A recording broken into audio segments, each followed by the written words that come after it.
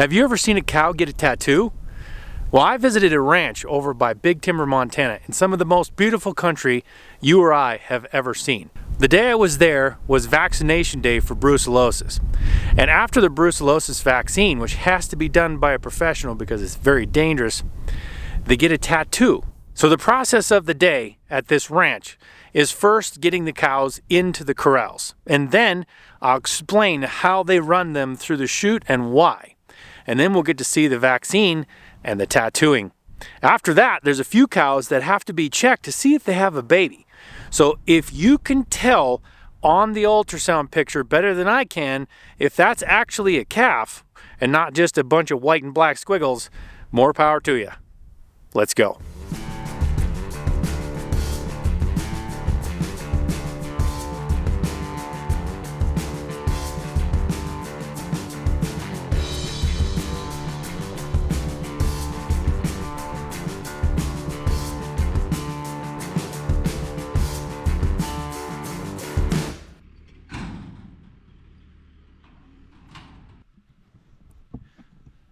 So one of the ways to move cows is to actually push them with something, like use four-wheelers or horses and get behind them and push them towards where you want them to go.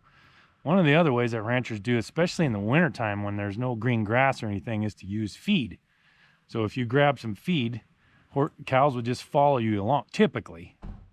Sometimes when you really want them to, they don't, but a lot of times if you grab a bale of hay or something and let them get a few bites of it, you can kind of lead them where you want to go. And that's what they're doing here today.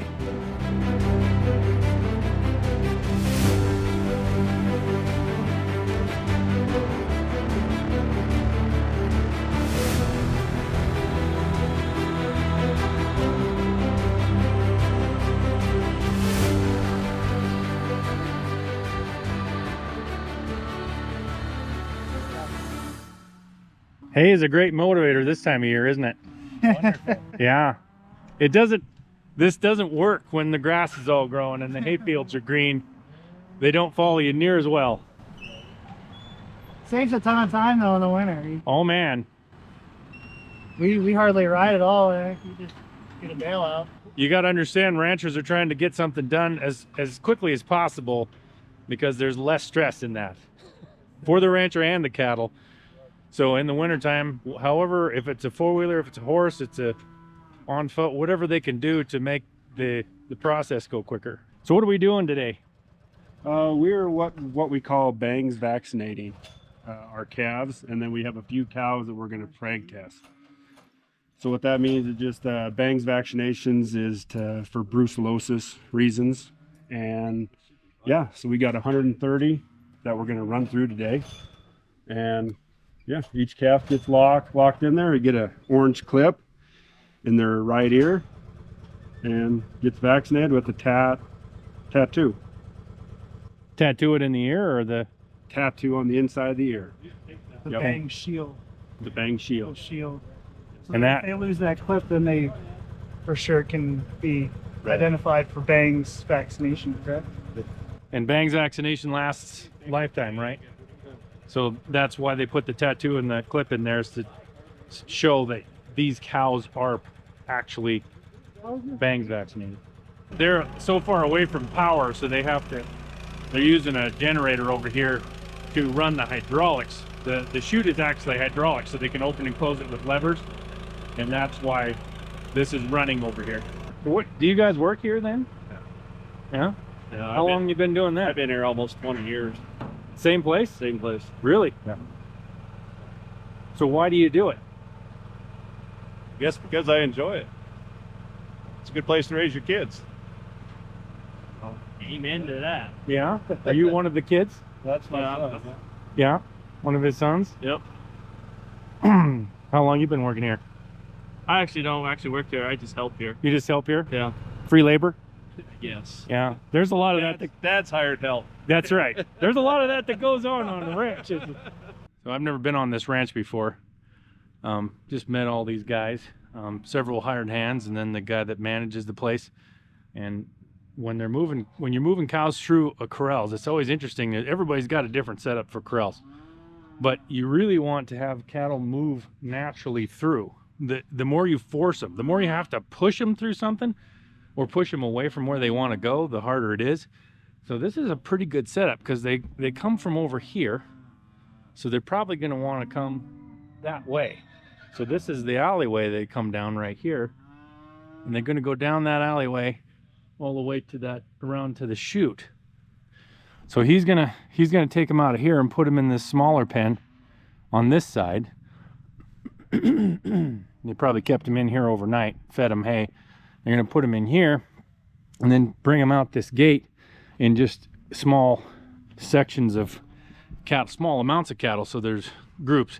If you take a huge group and just push them all down the alleyway, they just start really pushing and not really going in the front. So if you take them in groups of 10 to 30, something like that. How you doing? Hi, nice to meet Sophie? you in person. Yeah. Good to Nice meet you. meet you. I hear you got the camera out all the time. It drives They're them getting insane. sick of you. It drives them insane. They So- love it. Sneaks around. Yeah. She sneaks around. Sneaks around. I love gets- when I do gets you- unflattering angles on her. Stop. Yeah. Is this a collie? So she's Cross? an Idaho Shag Border Collie cross. Idaho Shag. Yeah. Hmm. That's where the wiry Uh-huh. The longer hair on. three-legged- So why do we have to have a vet do the bangs vaccination? Pretty much for the paper trail Is it? of But this it. this is a live virus, right? It is. So how dangerous is It's that? bacteria, but it's not as dangerous as the old stuff, but you don't want to poke yourself with it. You don't want to stick yourself in the finger with that? No. I knew a vet that did that once, and they had to give themselves shots in the heart for like 5 days in a row or something. I don't know what that was, but because he passed out within not very long. It's like having the flu for the rest of your life if you Really? like all your joints swell, and it's not a good thing. So if you prick your finger with this, you're giving yourself brucellosis Live, for life? well, live, you're giving yourself a live thing, but if you poke yourself, you get treatment, get on antibiotics A lot of it. for 30 days. I should be clear, this is the veterinarian, so he's the professional of the group. Highly trained, and that's why he's doing the vaccine, or they still call it a vaccine, right? Even though it's bacteria. And he's gonna vaccinate him for bangs. So Taylor, how old are these calves that you're doing here? These calves are about 10 months old. They would have been born between March and April of 22. 22. 22. Yep. And that's when you usually bang vaccinate? We usually bang vaccinate now just after the first of the year. The reason that we do it like this is so we can bang vaccinate and also give them their first pre-breeding shot at the same time, so we're not having to run them through the chute 2 different times. Montana requires that everything be vaccinated by a year of age for brucellosis, so that's another reason we have to get them done. And is that everywhere in Montana now? I believe so. Because for a while it was just the surrounding, any county surrounding. It might be just surrounding counties. You'll have to ask the vet for the total detail. Well, Just the surrounding. Just the DSA, the areas, and then the counties surrounding the DSA. The What- designated surveillance area for brucellosis. okay. Do you watch Yellowstone? He probably watches it more than I do. Do you? Yes. So they just had a show where at the final part there where brucellosis got into cattle because they found a bunch of dead calves, dead bison calves in their pasture.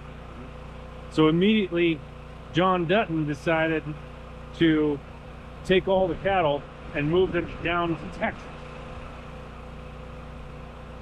Because if they were found out that there was brucellosis there, they would have killed the entire herd. Now, that's not actually the way it works, but my thought is that would be about the last thing you'd want to do if you find brucellosis in your, if you think you have brucellosis in your cattle, you transport them across the state, right? Just move them to a different state. They did, on the show, they did bleed them. I watched Oh, the they show. did? They did bleed them.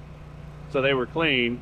But Well, that's right. They did test them. Yes. originally, they killed the herd if you had when the brucellosis was first found in these cattle, they killed the herd.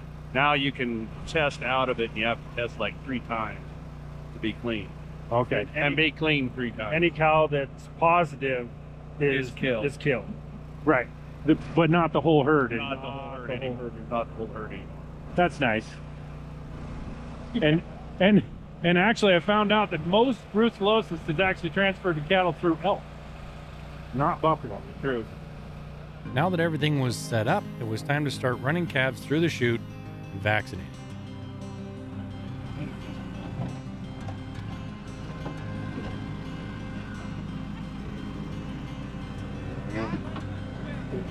Justified drink.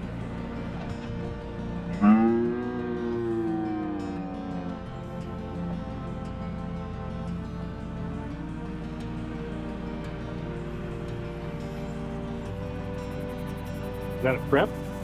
Oh, it's done. Oh, it's done.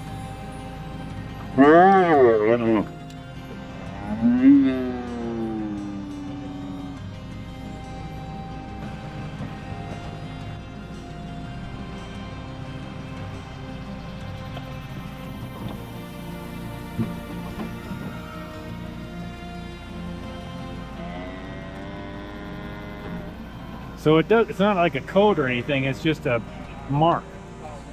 Every cow gets the same tattoo every year. I mean, the year changes. Oh, so it does mark something. RV3. Gotcha. I see.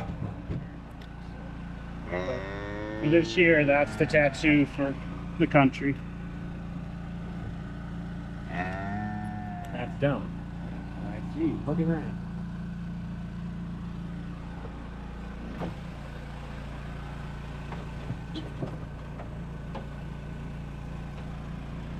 What are you giving them there? This is a back treat, back pour on. It takes care of parasites like worms, internal, and also lice on the external. And it's interesting because you can't do that to horses.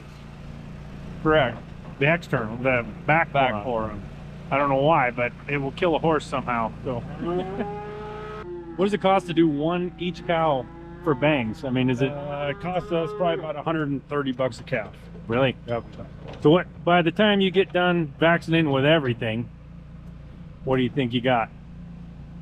Man, you start putting our time and all that into them, and we're probably close to $350 or $400 into each calf by the time they go to breeding. Right. Well, we don't actually figure our time, do we? I mean, it's Well, at some point you have to. You have to. A lot of ranchers don't figure their time, but you should. Yeah, you should. Your time is valuable. so what's happening here? Back here, you have one guy on a horse that's moving up groups of calves into these pens, and then they push them past this gate right here. Past this gate right here, and they're actually moving really well today, aren't they? They're working really well. Yes. Sometimes it's you have a lot to do. Sometimes you don't. But and then Austin here is then taking them up through into this chute right here, this small alleyway, and then they come under this thing. Now this pushes up like this, so they can push it up, and then it falls down behind them, so they supposedly can't get back. Now these are smaller calves, so they most likely, well, it did stop them. And then they're pushed up further all the way to the chute where they're treated. Usually got a walkway of some kind so you can kind of see and prod over the top right on the outside of these alleyways. You can see it all the way across around there like that. So how long you been working here, Austin? 2 years. 2 years? 2 years, yeah. What'd you do before that? I was at a registered ranch in Billings working for a feedlot registered place there. So Okay. And did you grow up around here? Or? no, I didn't. I'm from Pennsylvania. Really? So I got in the ranch 5 years ago and didn't look back. So how did you get involved in ranching? luck of the draw. I got hooked up with a place in Eureka, Montana, and worked Which is way northwest, and up I in the worked up north. there for a ranch for 2 summers, and then I knew somebody, and they hooked me up, and yeah, I got lucky, that's for sure. So, but yeah, it's been fun. Yeah, Yeah, I'll bet. It pays well. it pays super well. Yeah, you I'm get- joking. But it is, if you want to get into lifestyle like this, it's a lifestyle like Scott was saying, it's a lifestyle thing. It's not really about the money, because if you did it for the money, you probably wouldn't be doing this. But it's an amazing lifestyle, especially if you can focus on be grateful for what you have instead of thinking about the stress and everything. But it's a great lifestyle. It's just hard to get into. and 50% of the time, it's no fun. And then you go up and you're up in the mountains riding your horse, and it's all worth it. Exactly. Exactly how that goes. You do it for the moments that are awesome.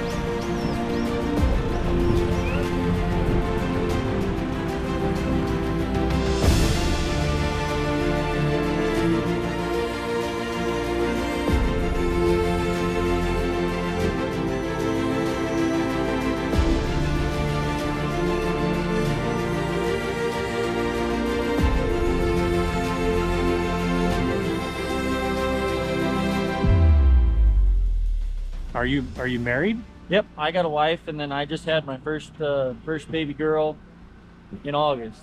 So now I'm a dad too. All right. What does your wife do? Does she work in town or she stay home? She was working for the John Deere dealership in town. She's stay-at-home mom now. So does a little few things on the side, but that's about it. Been about an hour and 45 minutes. You through about half of them, or We're through over half of them. over half of them? That's moving along pretty good. So is that a poke in the eye? Yeah, probably a grass seed. Grass seed? Oh, okay. It's healing. So will it heal up, or Yeah, it'll heal up. yeah? It's amazing what they heal up from. There's always a lot of discussion about giving Is that a long-lasting antibiotics antibiotic, to or- your cattle. But as you can see with this Drax- eye, Oh, you want this okay. cow to be productive and you want her to feel good.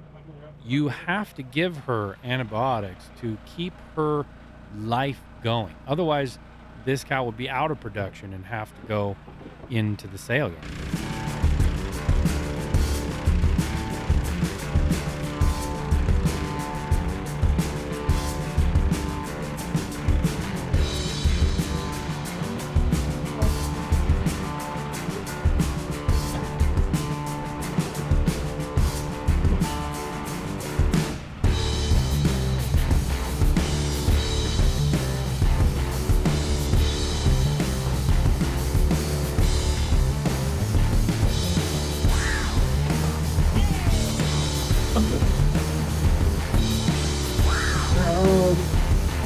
Not too bad for the first time, you know.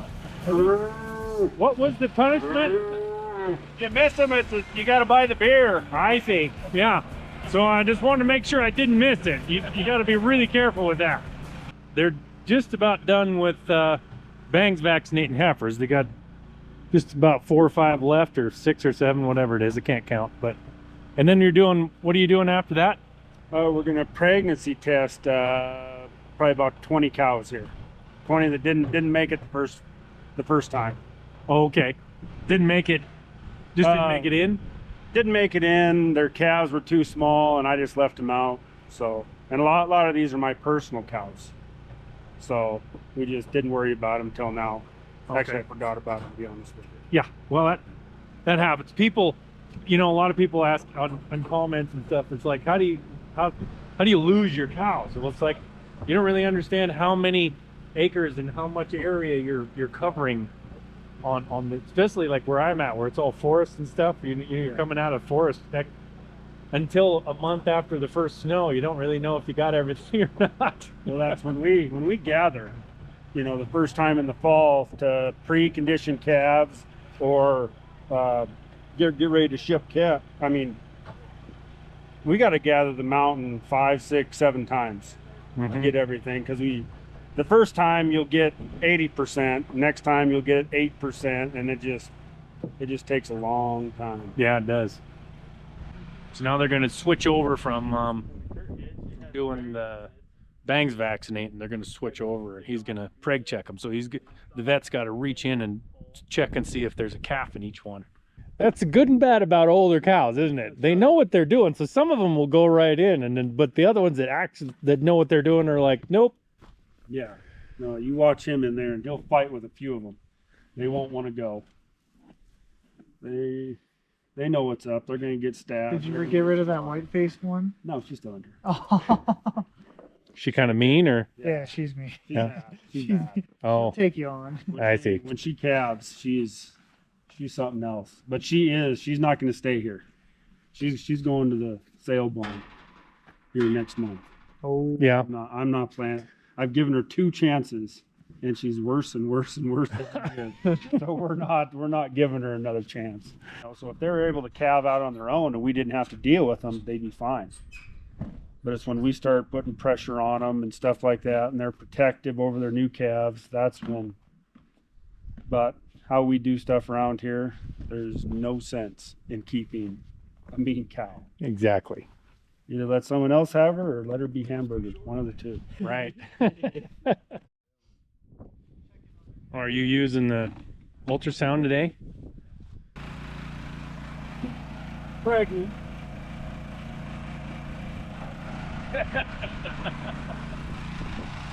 This is the part when the vet looks at that screen over there and he sees a bunch of black and white squiggles and says, oh, she's pregnant or not.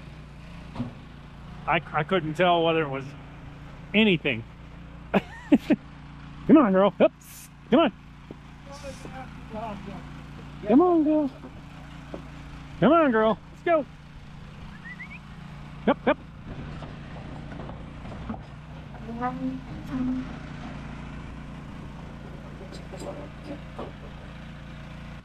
So we're in January. What size are the calves now? They're probably small dog, or maybe pretty good size. Not that side. Like when preg checking in the fall, what size are they? Oh, they're probably the size of small cats, most places. Okay. Come on, girl. Come on.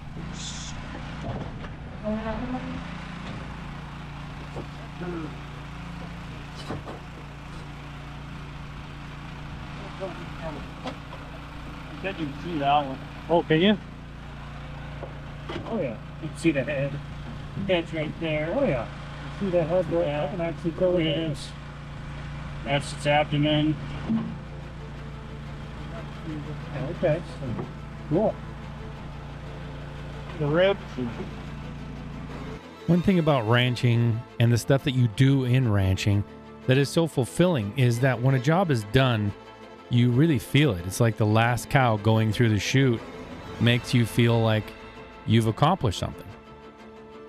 So now that all the calves have been vaccinated and all the cows have been checked, the last thing that remains is to push the cows back out into the pastures where they started from. Well, almost the last thing. There is one cow in here with a different colored ear tag, and she needs to go into a different pasture. So they're trying to cut her out right now. Whoa. Yeah, she's not going to stop for you, is she?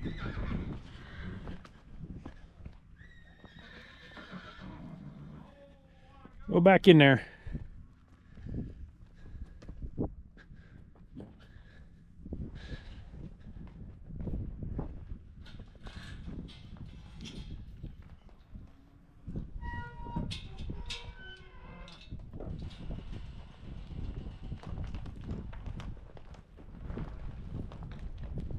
There she is.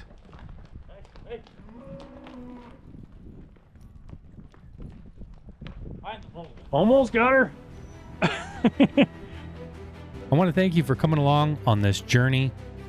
And I also want to thank Sophie and Taylor for allowing me to come along and kind of video this operation and this day.